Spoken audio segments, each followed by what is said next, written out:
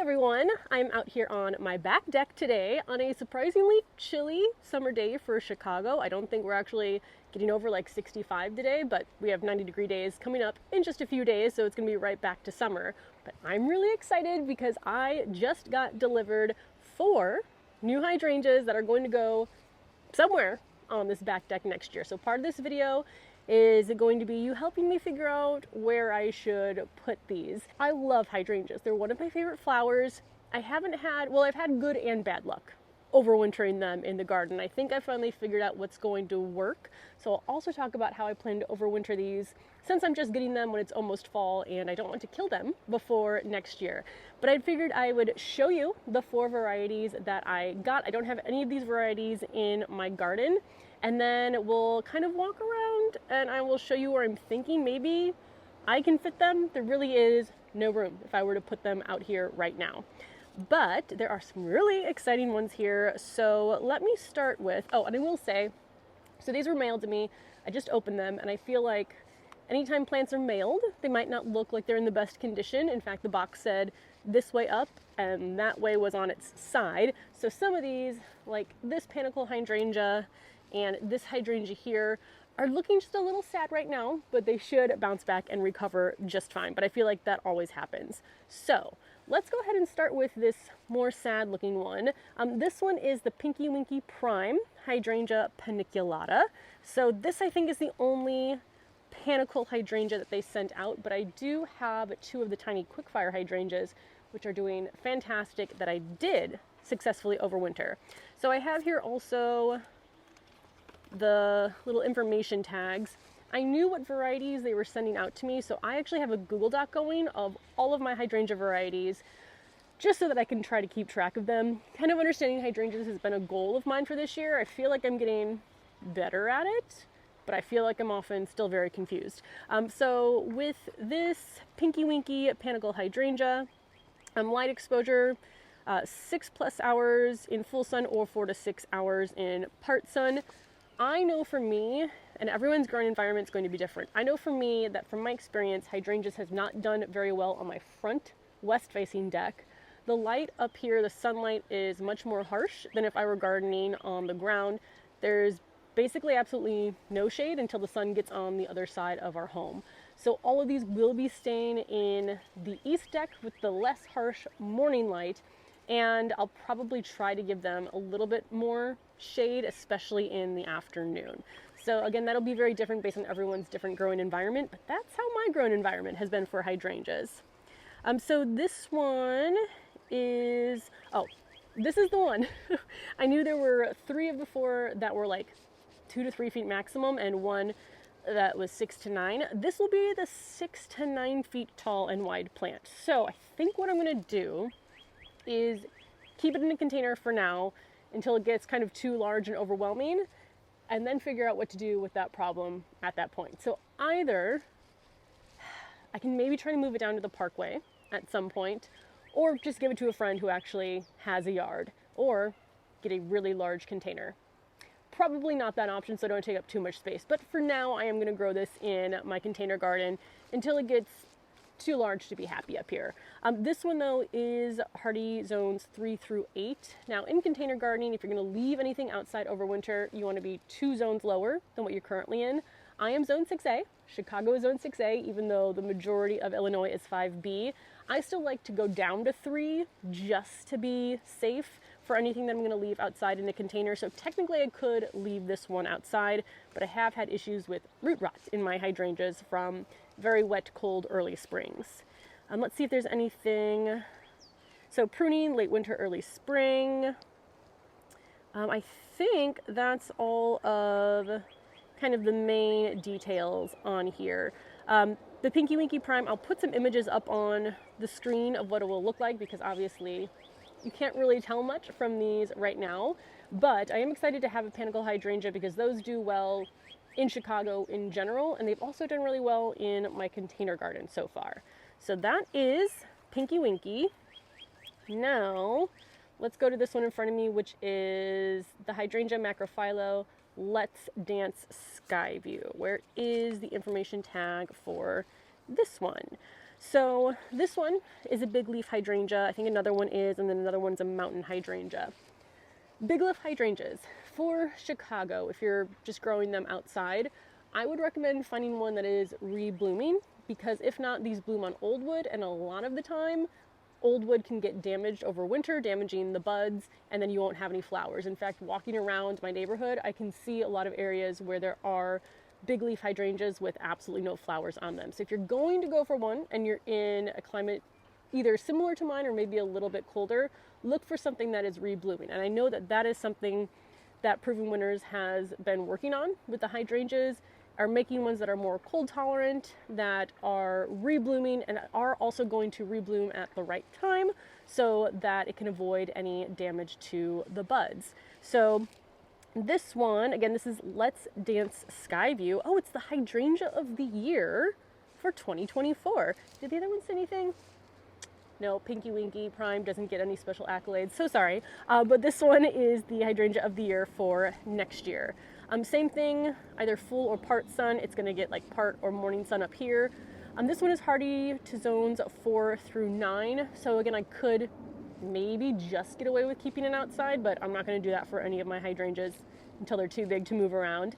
But this one will only get 2 to 3 feet tall, 2 to 4 feet wide, which is definitely more compact and works a lot better. 2 to 3 feet though up here is still, you know, a good amount of the space in my garden. So as much as I love hydrangeas, and I do want to find a way to fit these, I want to make sure that I'm not taking up all of the space with hydrangeas, although that might not necessarily be such a bad thing.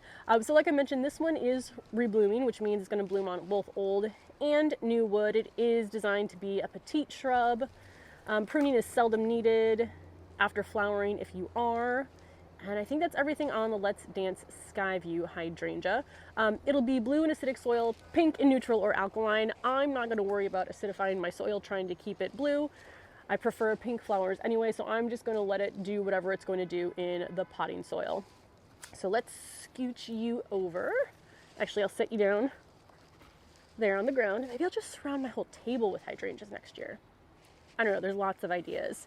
Let's go ahead and grab, this one's the mountain hydrangea, Hydrangea serrata, Tough Stuff Top Fun. So moving that over here, this one looks a little sad too. I gave them all a drink of water right after I opened them, so it should perk back up. This is the only one that came with like open flowers on it though, and they are pink right now. So this one again is a reblooming mountain hydrangea. So mountain hydrangeas and big leaf hydrangeas. Mountain hydrangeas are native to mountains in Asia, so they are going to be more cold resistant, more cold hardy compared to big leaf hydrangeas. And I know they're also, I think, doing some hybrids between the two. So if you are, again, trying to garden either in Chicago or in containers, I would recommend Panicle, then mountain hydrangeas in terms of them actually surviving over winter and then blooming to next year. So this one is also USDA zones 4 through 9, 2 to 3 feet tall and wide. So about the same size as the other one. Pruning is seldom needed, and then I believe these are going to be lace cap sunflowers, lace cap blooms on this hydrangea. So yeah, this one should be a good size to mature and stay in my garden as well. And then the final one, which is the tallest one, is the, oh, do I have 2 mountain hydrangeas? Let's see. No, this one says it is a reblooming big leaf hydrangea, but this one says Hydrangea serrata instead of Hydrangea macrophylla, and that's because it is a hybrid. And I'm kind of learning that in my horticulture class that I'm taking right now. So this one is the hybrid of the big leaf macrophylla and the mountain serrata hydrangea. This one is called Let's Dance Ariba. It is also reblooming. This one also going to be 2 to 3 feet tall and wide, so that's going to work really well. Pruning is seldom needed if you're going to do it after flowering. All the light exposure for these are going to be the same. This one, I believe it will be, let's see if it talks about the color, but I believe it's the same thing where you might be able to acidify it. High performing, oh, yep. Big mop head blooms are pink or blue, depending on soil pH. So those are the 4 hydrangeas that I have. Let me talk a little bit about my plans for overwintering, which will generally apply to the other hydrangeas that I have in the garden. Then I will show you around and you can help me figure out where these are going to go. So for overwintering, where I have not had success with hydrangeas is leaving them outside uncovered on my decks. That has not worked, and again, I think this could actually be more a combination of the cold weather and the amount of moisture. In general, when I lose plants over the winter though, it's because of too much moisture, specifically in spring when it's still super cold, so the soil is just staying moist the whole time. And that's typically what kills my plants. So I want to give these protection either way, even if they were able to handle the cold. How I have successfully overwintered hydrangeas is in garages. And I've done that both at our place we were renting and this place. So last place did not have a heated garage. It survived just fine, and that one was a big leaf hydrangea. I then brought it here and I think killed it when I left it outside. So that was my fault. And then now we do have a heater in our garage, and the garage stays right at about 40 degrees Fahrenheit. So that's where I had the 2 tiny quick fires last winter. I leave them there. I move them there kind of when the leaves start to fall off. And then it's just kind of the bare twigs of the plant. I move them in there. I think I water them once a month when I remember that they need to be watered, and then they came back just fine. I moved them out here maybe early May. Again, I tried not to let them get too much water on them in the spring. So that's what I have, but as soon as it does start putting on growth in the garage, that's when I actually get them at least near a window if I'm not ready to move them outside yet, and then also taking them outside. But this is what I have. See some sad looking leaves I can kind of groom off of these. Another thing I think I'm gonna do, I don't know, we'll see. My plan was to leave them in their nursery pots until next year, because again, I don't really know where I'm going to put them, what I want to plant them in, and plastic nursery pots are really lightweight and easy to carry downstairs. But it does seem like some of them are pretty root bound, so not that they're going to put out a lot of growth right now, since we're in September and getting closer to the end of the growing season, but I'm wondering if it might be better to repot some of them into plastic pots. Whenever they do get repotted, it is going to be plastic because that is easy to carry up and down. It's the most lightweight of the containers minus grow bags. These are too pretty for me to put into grow bags. So they will be in plastic containers. Where those are going to go, I don't know. They'll probably be about 12 inches. I find that works really well for plants that only get to about 2 to 3 feet. The one that's going to get 6 to 9, it'll start in a 12-inch planter, and then we'll see what happens. But let me show you what I'm thinking on this deck, and then you can tell me if you have any other ideas. Maybe they all have to be next to each other. Maybe I can spread them out. I don't know. I kind of envision like a hydrangea section, but I might feel differently when they are actually put in place in the garden. So anyway, let me show you around and tell you what I'm thinking about in terms of placement. It is right about 4:30 right now, so you can see that this side of the deck is what gets more of the afternoon sun, which is harsher sun, and then over here is where we get more of the morning sun, less intense. So this back border back here, that's going to stay, and I don't really have enough to like put them in front because it'll block the walkway. But this section here might work out. Right now I have the morning glory, which I'm planning to do the exact same thing here next year, at least some sort of climbing plant up the trellises. But in front, I'm not tied to any of these being in this position. I mean, I'm going to try to overwinter the feverfew and the osteospermum. This I'm going to pull, and so, oh, I do have a hydrangea back there in the corner. So I'm going to try to, I don't know, figure out if maybe I can put them all over here, because this is the morning sun, and maybe they will like that. So that's one option, but again, 2 to 3 feet can fill this up pretty quickly with all of them here. I do think one either right here in front of this window, so this is not a door, it's a window, and then one over in front of this door might look nice, because this is actually a door, but I never use it. This is the main door. Like, this has to open in order for that to open, so it's usually never open. So that might be a nice place for one as well. And then potentially along this area that is, you know, the fence is blocking, The air conditioning units here, these I just plopped down. So this dahlia, because I think these dahlias definitely have some sort of disease, I'm not going to overwinter them. So this dahlia and this dahlia are not going to be here next year. I have my lemon tree, my 2 apple trees, cherry tree, not tied to them in these positions. So there is room for movement here. So this could just be a wall of hydrangeas, which I also like that idea. Again, maybe next to the table here too, or at least a couple in front of it. I like the idea of like sitting right next to my hydrangeas, not that the space is very big, so I will be next to my hydrangeas no matter where they are. But that's kind of what I'm thinking. Let me know if you have any other ideas or if any of those ideas sound like the best option. I also forgot that it came with this little guide. It's not very long, but it just says Hydrangeas Demystified, and there were definitely some helpful tips in here. So I just wanted to go over some of these really quickly in case you have any questions on the different hydrangeas and how to prune them or why they're not blooming. But basically, with big leaf or the macrophylla, this one is going to bloom on old wood unless it is reblooming, so you don't want to prune and might want to protect it over winter. The next one is climbing hydrangea, which I don't have any of, but this is Hydrangea petiolaris. This one also blooms on old wood, so don't prune that.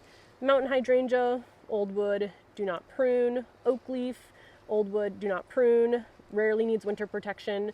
The Panicle hydrangea is new wood, so you can prune that in late winter, early spring. And then smooth hydrangea, Hydrangea arborescens, that also blooms on new wood, so you can prune in late winter or early spring. But again, this does not take into account reblooming, although with reblooming, if you want blooms on both old and new wood, you don't want to cut off those old wood blooms. Next, what was interesting in here is just a little table that says, why isn't my hydrangea blooming? So for smooth or Panicle, it says if it's less than 2 years old, that it needs more time to develop a root system, so just keep it well watered and mulched and it'll bloom in time. And that's another question I had, because I do have some smaller hydrangeas that haven't bloomed yet, and this answers my question as to why, because they are still relatively young. Climbing or oak leaf, it says if it's less than 5 years old, they need more time to mature and flower, so those are going to need even more time than the smooth or Panicle. And then if it's big leaf or mountain hydrangea, if you did cut it back, that could be why there's no blooms and you want to avoid pruning, but this one doesn't have like a certain year age that it has to be in order for it to start flowering. So either you cut off the blooms or the cold climate might have killed some of those flower buds. But yeah, I just thought this was really helpful. Oh, it also says down here, not all reblooming hydrangeas are equal. Some need to reach a certain height to set new buds. So again, keep that in mind that just because it is reblooming, it might not already start to set those new bud blooms right away. So I think that's going to be everything. I am excited to have more hydrangeas. I'm excited that I think I figured out how not to kill them over winter, which is great. So yeah, let me know where you think these might look best, and then I will see you in the next video. And I'll let you know too if I decide to pot these up or not before I store them in the garage. But for now, like, I'm not going to plant them anywhere in my garden. So with that, I will go ahead and I will see you in the next video. Bye.